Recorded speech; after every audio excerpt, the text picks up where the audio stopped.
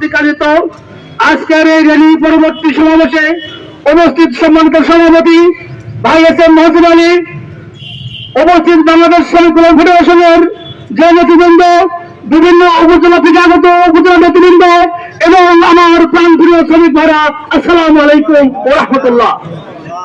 সর্বপ্রথম শুকরিয়া জ্ঞাপন করি সেই সত্তার প্রতি যার কাছে লিখিত আছে আমাদের সকল সৃষ্ট জীবের জীবন মরণের চাবিকাঠি।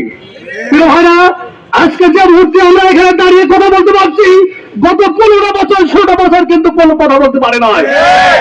যে মহান রব্বুল আলামিন আমাদেরকে সুযোগ দান করেছেন, সেই মহামানবের দরবারে বস্ত্র কামল চিত্তে শুকরিয়া জ্ঞাপন করছি আলহামদুলিল্লাহ।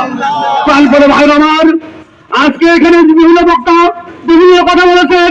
প্রিয় ভাইরা আমার, আজকে এই আন্তর্জাতিক শ্রমিক দিবস শুধু বাংলাদেশে না, পৃথিবীর প্রতিটা দেশে পালিত হচ্ছে।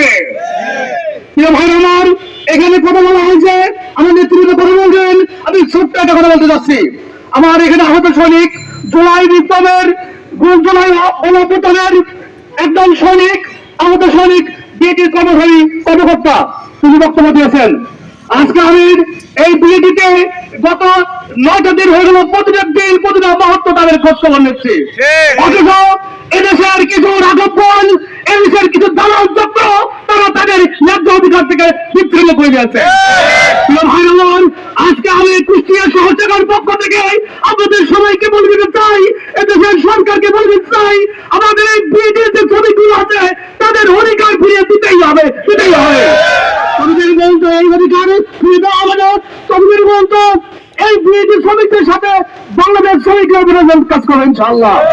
ভাই আমার, আজকের এই আন্তর্জাতিক শ্রমিক দিবসের সবাইকে এখানে আসায় এবং এসে এই সময়টুকু দেওয়ার জন্য আমার শহর শাখার পক্ষ থেকে আন্তরিক ধন্যবাদ এবং শুভেচ্ছা জ্ঞাপন করছি।